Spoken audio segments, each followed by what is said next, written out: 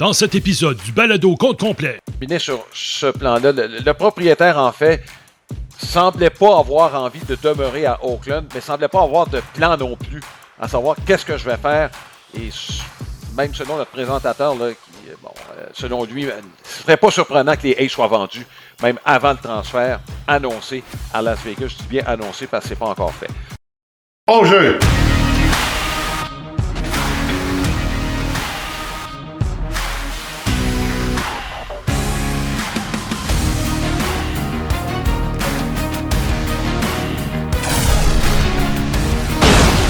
Deuxième prise, compte complet. Le balado compte complet est présenté par Plan de match à Boucherville, votre centre d'entraînement et boutique de baseball avec cage de frappeur intérieur et lance-balles, fier partenaire de votre passion. Voici vos animateurs, Alain Husereau et Mark Griffin. Bienvenue à compte complet, notre retour après une petite pause. Alain Husereau en compagnie de Mark Griffin. Beaucoup d'actions. Beaucoup de nouvelles. Je reviens du congrès annuel de la Society for American Baseball Research qui se tenait à Minneapolis et on aura l'occasion de parler de ce qu'ont été à mes yeux les faits saillants de ce congrès au cours de ce balado. D'abord, l'actualité, Marc. Je veux qu'on commence par parler de la situation des Braves d'Atlanta. Je ne sais pas si on peut dire que c'est inquiétant dans leur cas. Il y a une journée au cours de la semaine qui s'est terminée, au cours de laquelle les Braves n'auraient pas fait les séries. Donc, on est dans le trouble à ce point-là. Les deux équipes de l'Ouest, Arizona et San Diego, sont sur une lancée. Les Mets sont dans l'Ouest, c'est jamais facile, mais là, les bâtons se sont tus soudainement. Il faut dire que c'était contre Seattle, qui est peut-être le meilleur personnel de lanceur dans le baseball majeur. Mais bref, puis il y a d'autres équipes, San Francisco, qui ne vont pas trop mal, et Pittsburgh qui pourraient menacer. En somme, Marc, la situation des Braves est en tout cas très, très inquiétante. On a essayé de poser quelques diachylons, peut-être avec la recette de 2021. Ça colle pas autant, je te dirais, la recette, le gâteau prend pas autant qu'il y a 3 ans. Non, puis non seulement ça, Alain, mais lorsqu'on a été récupérer des Solaires, des Rosario, là, pour... Ouais, là, tu parles de joueurs qu'on est allé récupérer. Ça s'est passé en 2021, là. Donc, on est 3 ans plus tard. Ces gars-là sont dans la trentaine. D'ailleurs, avec l'ajout des vétérans, les Braves se retrouvent parmi l'équipe, je pense qu'ils sont maintenant 2e derrière les Cards de Saint-Louis, la plus vieillissante. Donc, la plus vieille équipe, en fait, sur le terrain actuellement. Alors qu'on sait fort bien que le cœur de cette équipe, ben, c'est Acuna, c'est Albies, c'est Strider. Alors, eux sont jeunes, ça va, mais on les a remplacés avec des vétérans et ça donne un résultat présentement qui est loin d'être convaincant. Oui, Merrifield, on peut l'ajouter aussi, là. C'est un autre gars qu'on a ajouté, là, puis qui n'a pas rajeuni l'équipe. Présentement, là, les Braves, feraient les séries. Mais tu regardes, là, il y a 4 équipes derrière qui sont à 3 matchs ou moins. Des Cubs qui commencent à mieux jouer. C'est pas de mauvaise équipe, les Cubs de Chicago. On l'a bien vu, la base est là pour être bon l'année prochaine, mais Marc, une série de victoires, ça pourrait les ramener. Les Giants surprennent, même s'ils ont rétrogradé leur releveur numéro 1. Il allait pas bien. Puis là, Saint-Louis, les Mets, écoute, c'est sûr qu'on a subi des gros coups. Tu perds un candidat au trophée Cy Young, Spencer Strider. Tu perds un gars, joueur le plus utile à son équipe, Ronald Acuna, candidat. Ozzie Albies, qui est un joueur étoile. Michael Harris, Marc, on n'en parle pas beaucoup, mais c'est un autre régulier qui manque à l'équipe. Là, tu as le tiers du cœur de ta formation. On n'est même pas proche du rendement d'année passée de la part de certains joueurs.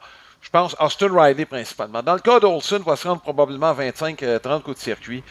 Mais tu sais, dans une année comme celle-là, il faut que tes réguliers qui généralement produisent le fassent.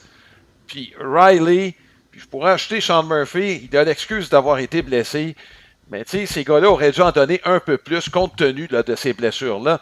Puis au monticule, Marc, on a été sauvés par Reynaldo Lopez et Chris Sale. Mais sur 6 mois, c'était en demander beaucoup, je trouve. Ben écoute, moi, je trouve ça vraiment étonnant qu'au début du mois d'août, on se pose la question si les Braves vont faire les séries ou non. C'est pas des farces, alors qu'en début de saison... Ouais.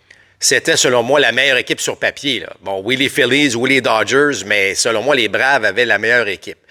Alors, c'est comme si tout ce qui devait mal se passer s'est produit du côté des Braves. Encore une fois, des blessures importantes. Mais tu l'as dit, des joueurs qui n'ont pas donné le rendement peut-être souhaité. Blessures à des lanceurs à des moments clés. Et là, tu sais, Alex Antopoulos, je pensais qu'elle allait bouger un petit peu plus, compte tenu de la perte de Strider, la perte d'Acuna. On a, de toute évidence, pas voulu sacrifier ce qui se passait au niveau des ligues mineures, du réseau de filiales. Alors, écoute, la situation, là, je vais te dire, là, c'est... Je vais te répondre ça en une situation, Alain, dans le fond. C'est lorsqu'on est allé chercher Merrifield pour se dire, bon, ça va nous donner un petit coup de main, alors que son premier exercice sur le terrain, Merrifield se blesse. Il n'avait même pas joué un match encore, ouais. Et là, tu as vu Brian Snitker, le gérant, qui a dit, c'est à peu près ça notre saison. Tu sais, c'est comme, tu as l'impression, je veux pas qu'on sente qu'on est des victimes, là, tu sais, dans le sens que encore des blessés, pas encore si, parce que ça arrive à bien des équipes. Mais c'est une situation hors norme là, du côté des Braves. Bon, on va parler des Phillies de Philadelphie, Marc. Depuis la pause du match des étoiles, ça va pas bien. C'est pas compliqué. Il y en a plusieurs qui relevaient le fait qu'on a eu un calendrier très favorable en première moitié de saison. Je regardais la fiche des Phillies contre les équipes en haut de 500. C'est correct. On est au-dessus de 500 avec un bon rythme. Mais c'est un fait, Marc, que effectivement, les adversaires, on voyage plus, les adversaires sont plus coriaces. On est défié davantage, puis on ne semble pas répondre comme une équipe championne chez les Phillies face à l'adversité. Ben, écoute, les saisons sont longues. On va se le dire, là, les saisons sont longues, puis c'est pas anormal qu'on tombe dans un passage à vide, mais c'est vrai que le vrai test, puis on le prévoyait, avec un calendrier qui était un petit peu plus difficile, bon, comment les Phillies allaient réagir. Je regarde leur dernière série face aux Diamondbacks. Écoute, deux matchs, là, les deux derniers matchs de la série, on s'est fait marquer plus de 11 points. Donc là, alors soudainement, tu frappes pas, puis là, tu te mets à frapper, mais oups, la relève. Fait que c'est un tout. Je m'inquiéterais moins des Phillies que des Braves d'Atlanta, par exemple. Mais parce que compte tenu du fait que on a des Harper, on a des joueurs, évidemment, des vétérans. On a passé par là. Ça a été difficile, surtout les débuts de saison au cours des dernières années, alors qu'on s'est repris par la suite. Mais on est passé par là. Alors moi, j'ai l'impression qu'on va trouver une solution. On s'est forgé une belle avance dans la division. Je pense qu'on va la conserver. Puis on va retrouver nos moyens éventuellement. Il y a beaucoup trop de talent. Les gars sont en santé. On a les éléments sur papier pour le faire. Moi, je suis beaucoup moins inquiet du côté des Phillies. Oui, écoute, moi aussi, là, en raison de l'avance qu'on s'est forgé en première moitié de saison, c'est juste que, bon, on a quand même quelques semaines pour retrouver le droit chemin là, chez les Phillies. Bon, dans le cas de Suarez blessé, là, on est en train de tester la profondeur qu'on avait vantée en début de saison. Walker est blessé. C'est la même chose avec Turnbull là, qui avait commencé la saison avec l'équipe qui avait quand même bien fait. On teste un petit peu la profondeur. Moi, je suis un petit peu inquiet du rendement à l'attaque de certains gars. Tu sais, Alec Bohm, c'est correct en début de saison. Moi, j'ai l'impression qu'il y avait une régression qui s'en venait, qui ne pourrait pas tenir le rythme pendant la saison complète. Ça fait que jusqu'à quel point cette équipe-là est aussi profonde qu'on le pense à l'attaque. Moi, c'est vraiment l'interrogation que je me fais. Je sais pas si on... Tu sais, parce que, tu sais, je veux dire, t'as Trey Turner, t'as Bryce Harper, t'as Carl Schwarber, t'as JT Realmuto, là, tu sais, je veux dire, il n'y a pas de mauvais joueurs là-dedans. Là, c'est des joueurs qui ont... Je comprends que tu parles d'Alec Bohm, puis je comprends qu'il est une surprise. D'ailleurs, il mène encore l'équipe pour la moyenne au bâton, des points produits.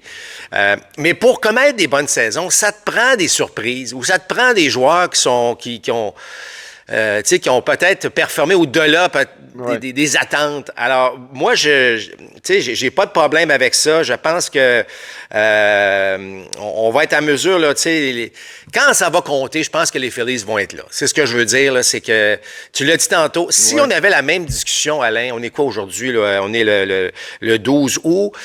Si on était le 12 septembre, j'aurais peut-être pas le même...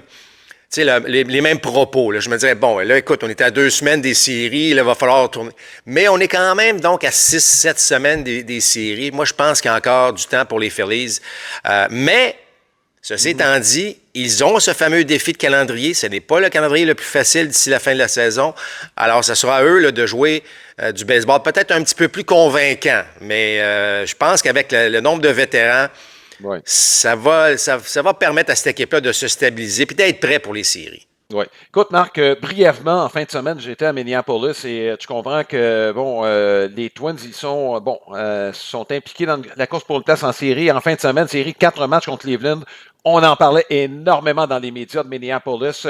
Ça a bien commencé pour les Twins. En fait, on se serait rapproché davantage si on avait pu gagner au moins un des 2 derniers matchs de la série. On a balayé le double vendredi avant de se faire battre 2 fois par Cleveland. Donc, on revient à la case départ.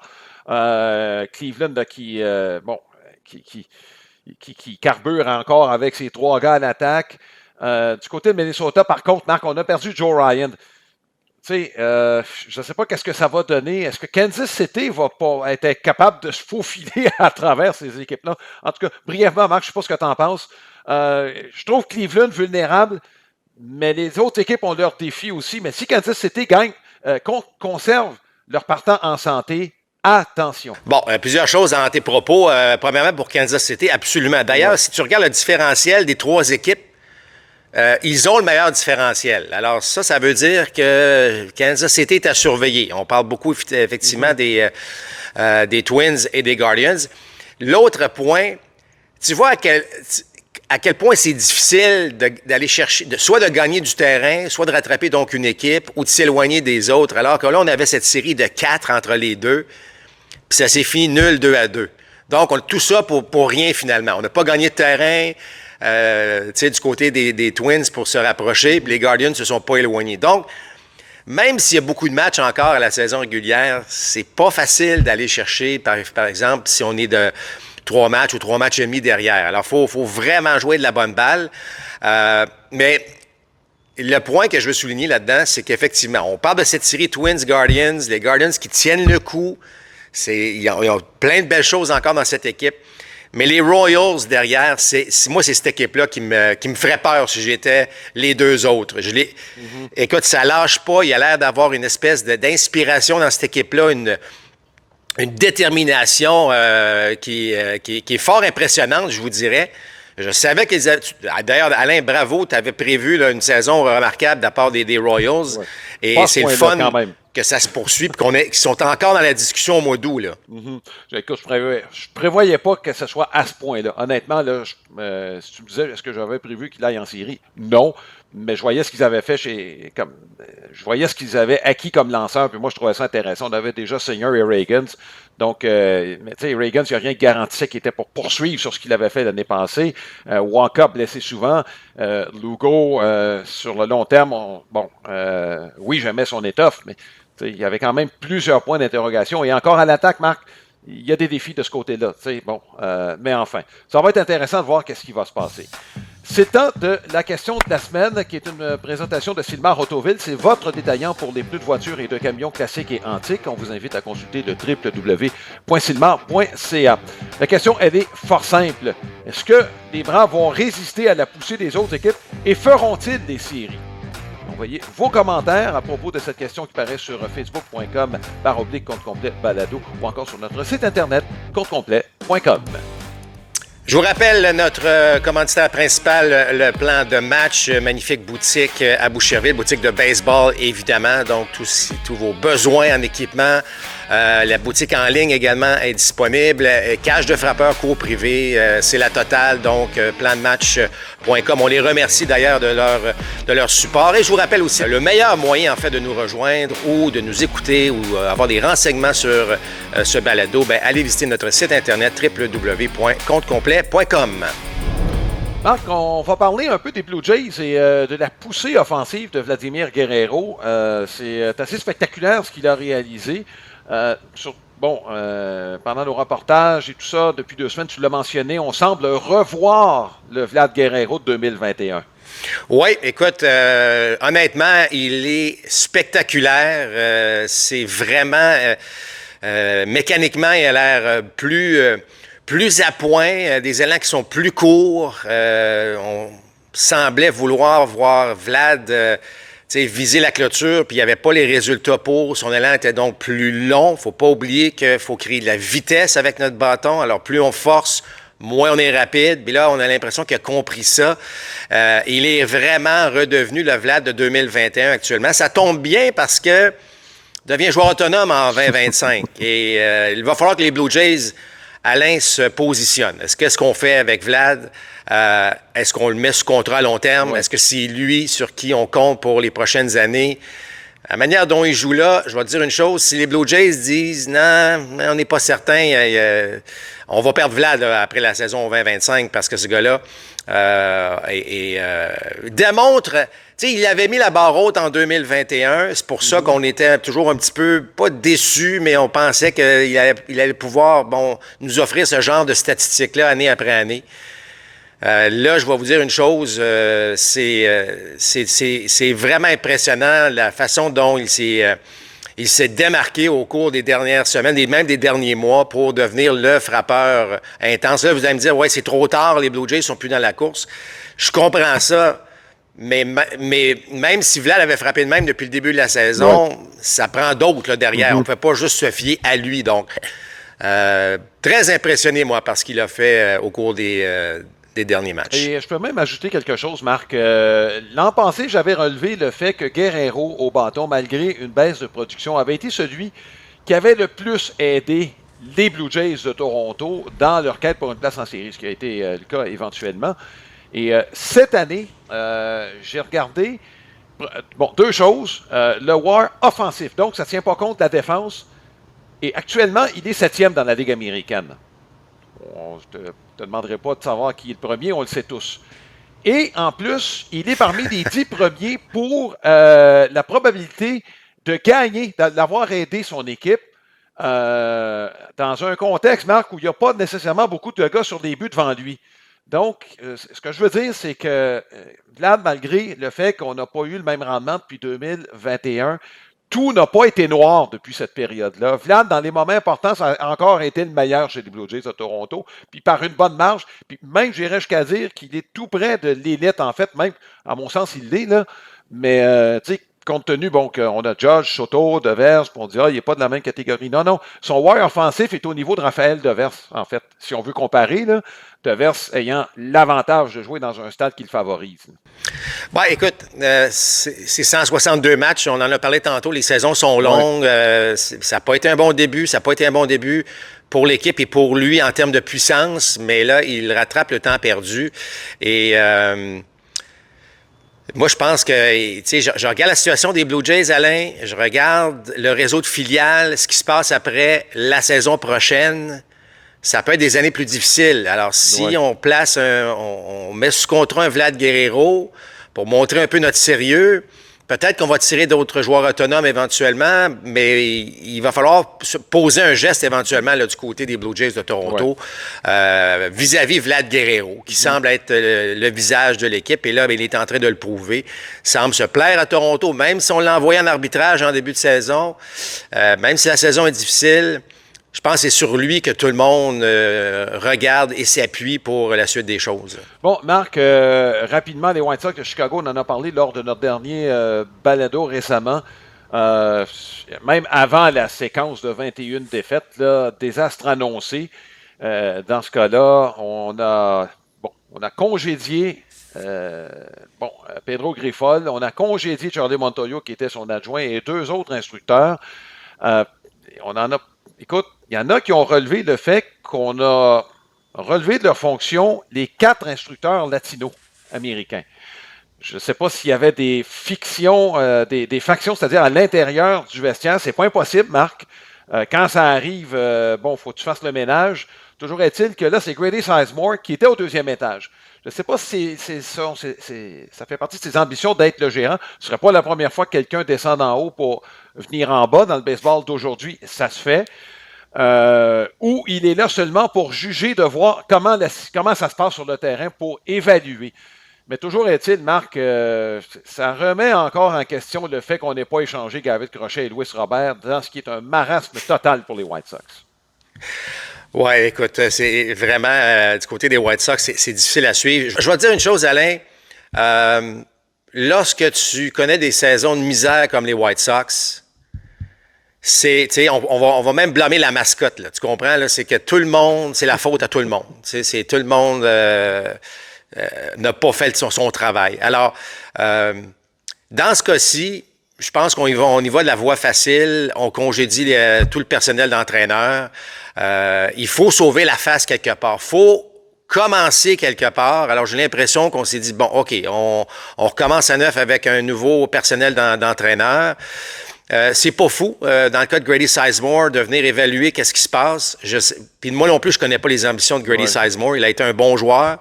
Est-ce qu'il avait les atouts pour devenir un gérant? Bon, peut-être l'avenir nous le dira à ce moment-là.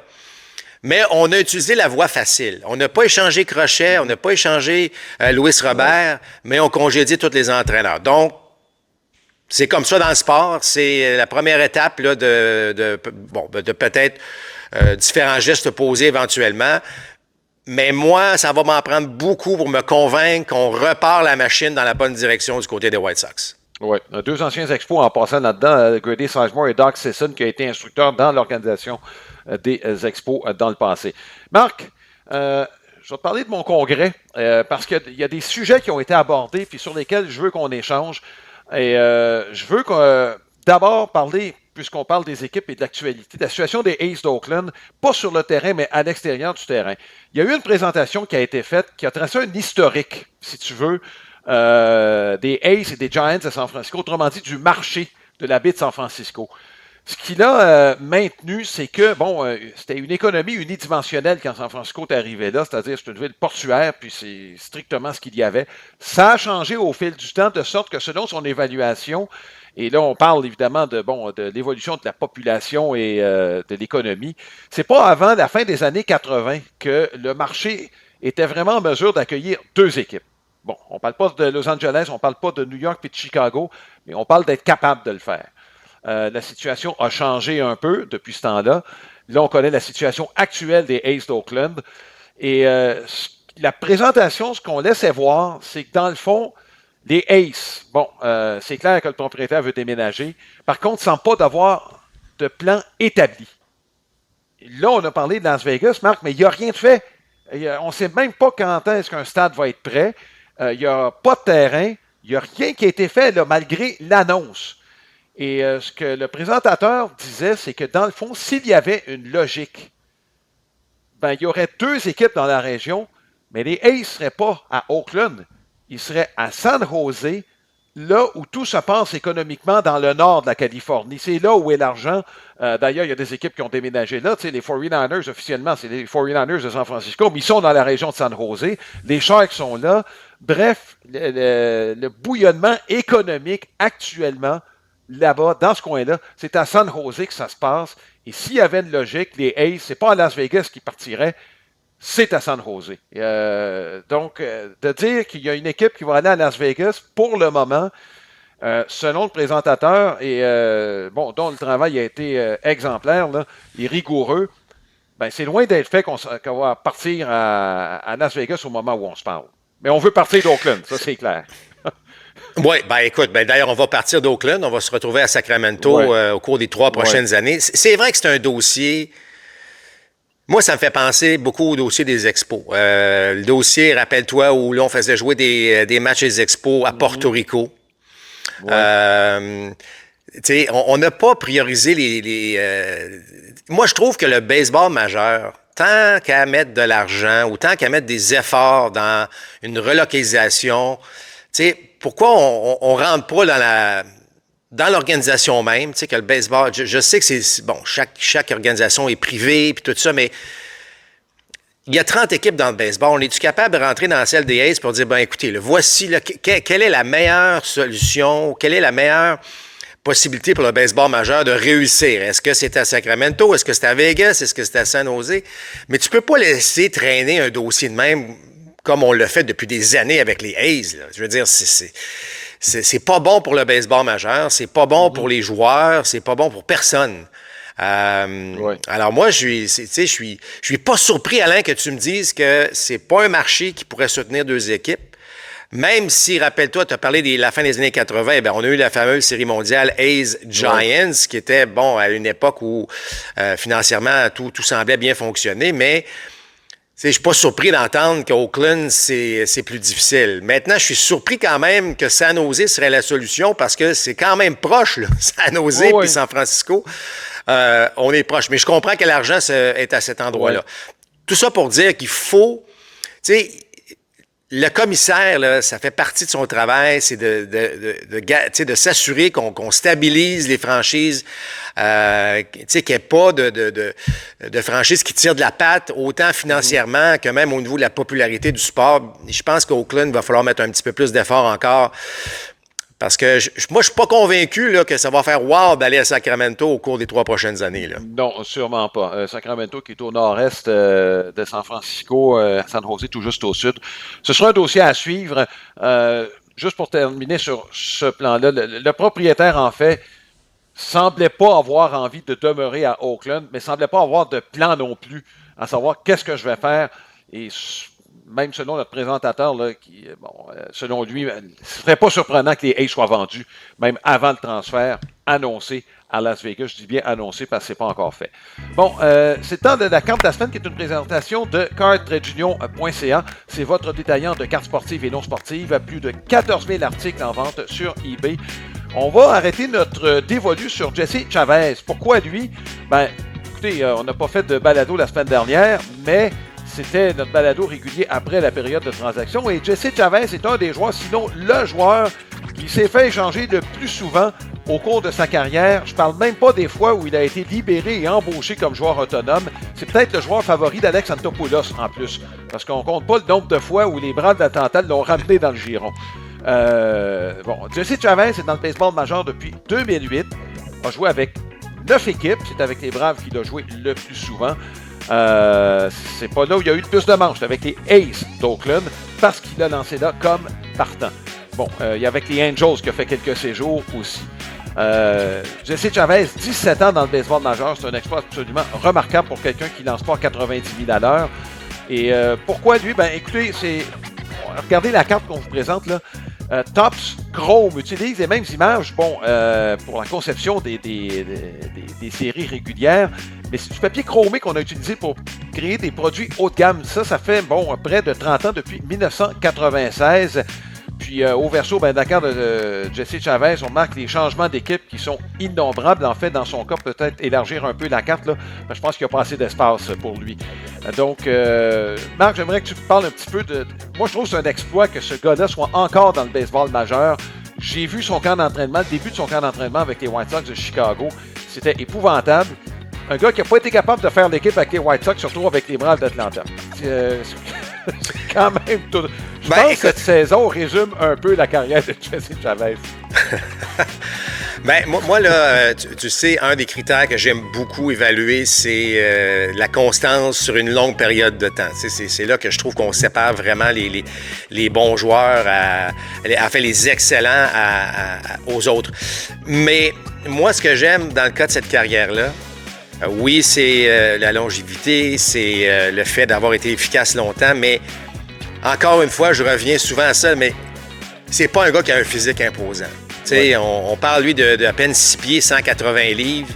Donc, dans le baseball aujourd'hui, on ne regarderait même pas un Chavez comme ça. On l'ignorerait, il ne ferait même pas partie des plans d'une organisation. Et pourtant, il a été dans le baseball majeur pendant près de 20 ans. Alors, je me répète souvent quand on parle de ce sujet-là, mais je pense que les équipes font fausse route encore dans le baseball moderne, alors qu'on se fie uniquement sur le physique, alors que tu as un gars, là, ça ne va pas autant de la renommée, là, mais il a une carrière extraordinaire, il a aidé bien des équipes, il a développé une balle glissante, il a développé des choses, puis il a été efficace au cours de sa carrière. Donc, moi, c'est ça qui m'impressionne le plus là, dans son cas. Puis c'est le message aussi que, regarde, même si tu n'as pas un physique imposant, tu lances avec intelligence, tu lances avec précision, tu développes des tirs, tu peux avoir une belle carrière dans le baseball.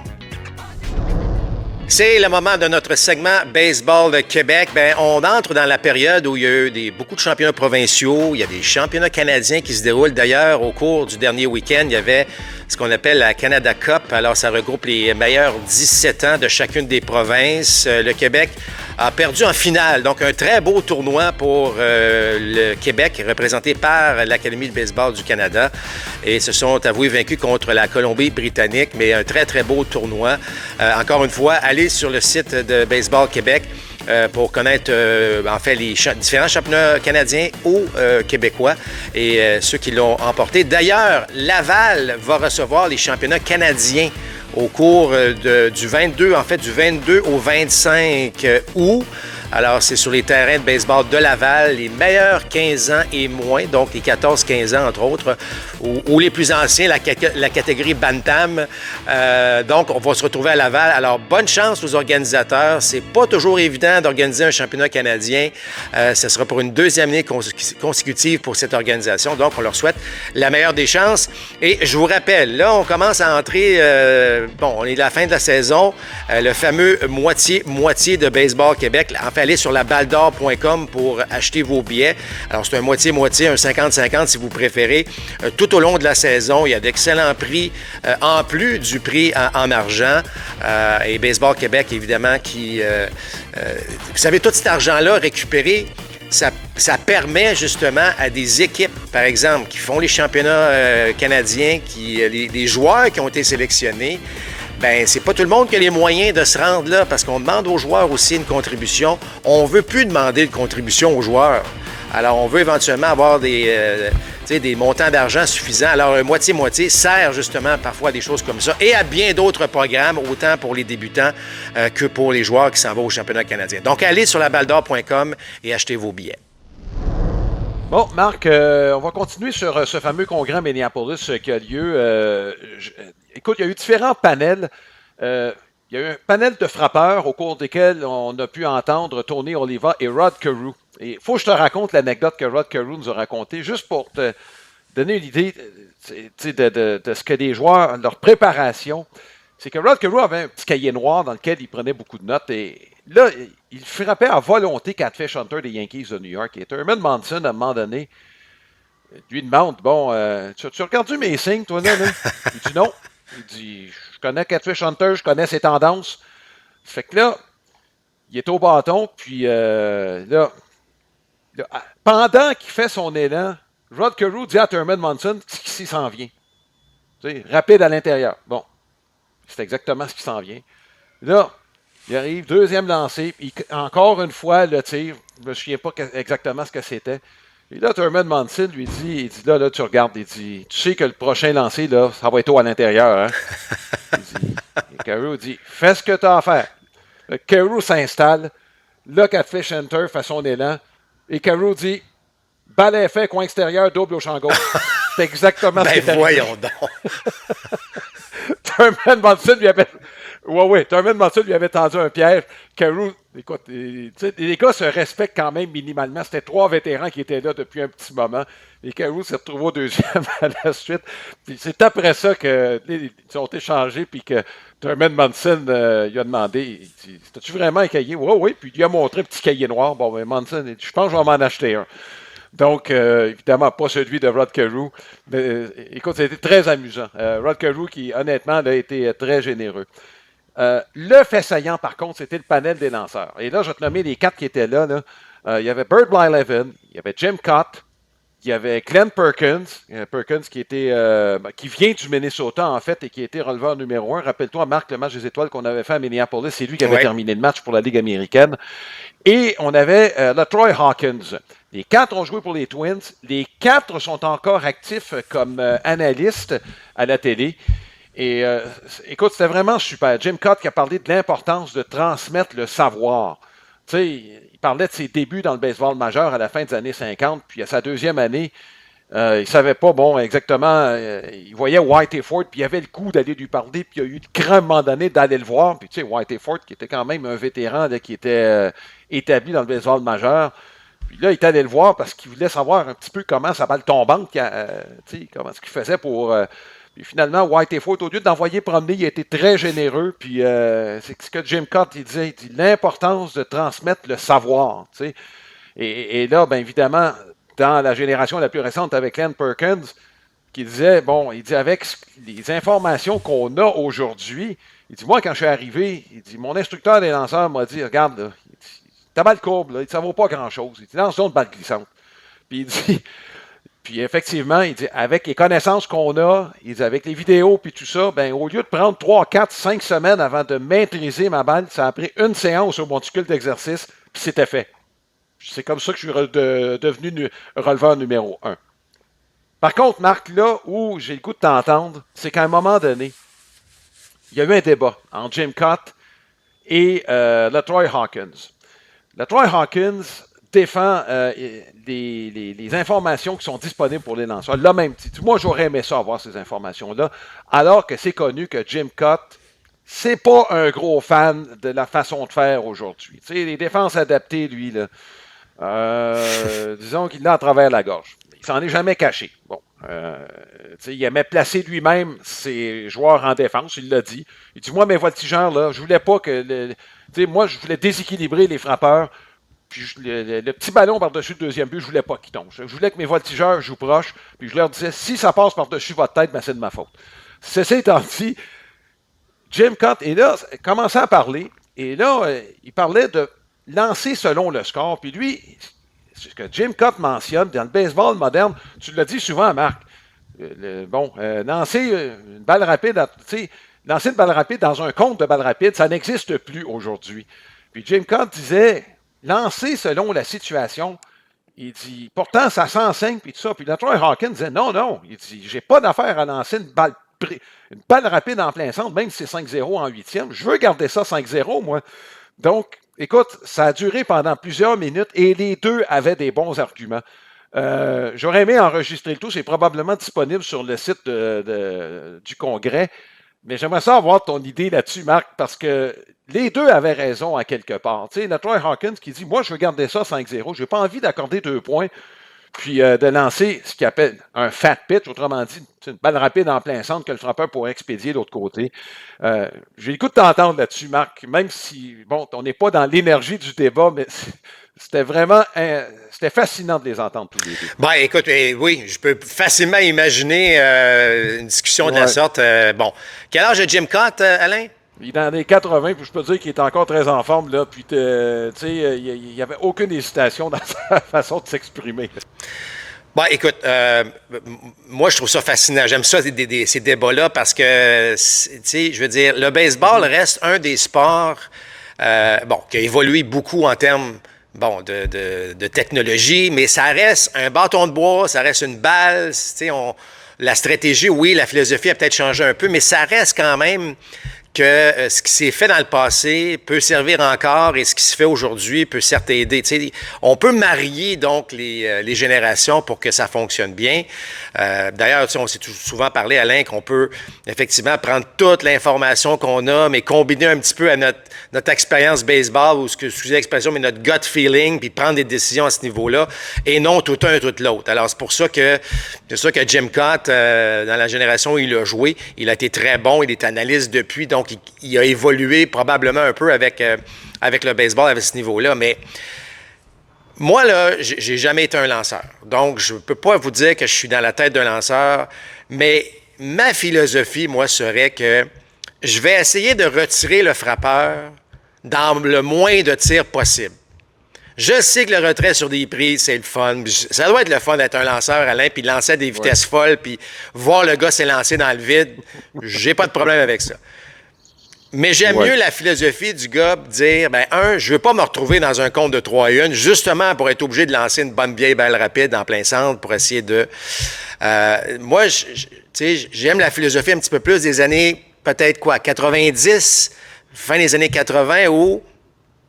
Tu sais, je veux lancer un match complet. Je suis capable de te retirer sur 2 lancers, je vais le faire. Mais là, aujourd'hui, on lance, c'est quoi la moyenne, Alain, par frappeur? J'ai l'impression que c'est 4 ou 5 lancers.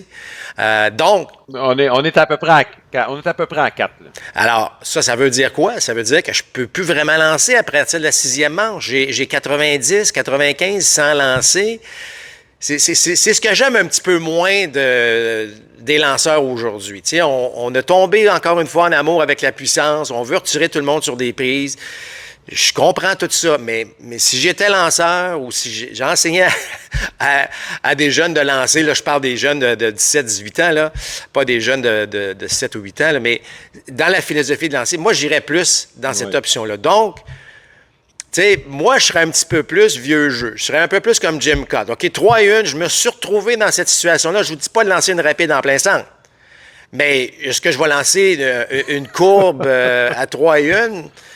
Moi, ça ne serait pas ma philosophie. Moi, je me suis retrouvé dans ce compte-là. Je vais lancer une balle rapide. Je vais viser le coin intérieur ou extérieur, là, dépendamment de la faiblesse du frappeur. Là, mais je serais plus dans ces tendances-là, moi, que de dire, ben, regarde, je vais donner un but sur balle. Il y a un gars, je vais m'essayer avec une courbe, quitte à le rendre au premier but, puis je vais essayer de faire frapper le prochain roulant pour une balle à double jeu.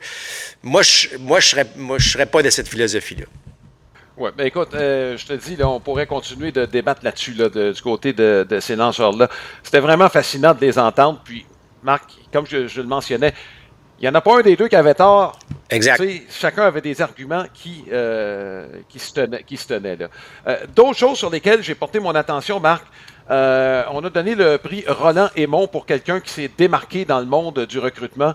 Et Bill Smith a reçu, il travaille dans le domaine du baseball depuis une trentaine d'années, il a gravi tous les échelons en occupant tous les postes possibles et imaginables. Et moi, ce que j'ai retenu de son discours lorsqu'il l'a retenu, Roland Aymon qui était dans le baseball professionnel pendant 70 ans, si on pourrait parler du fait qu'il aurait dû être directeur général des Expos, mais ça, c'est une autre histoire. Mais toujours est-il qu'il était très respecté, Roland Aymon. Et ce que Bill Miller disait, il dit, même si, Roland Aymon a fait beaucoup de choses pour les gens qui ne portent pas d'uniforme. Tu sais, Alex Agostino, là, s'il est bien traité par les Phillies, il y a un petit peu de Roland Aymon là-dedans. Et ce qu'il disait, c'est que le baseball a changé.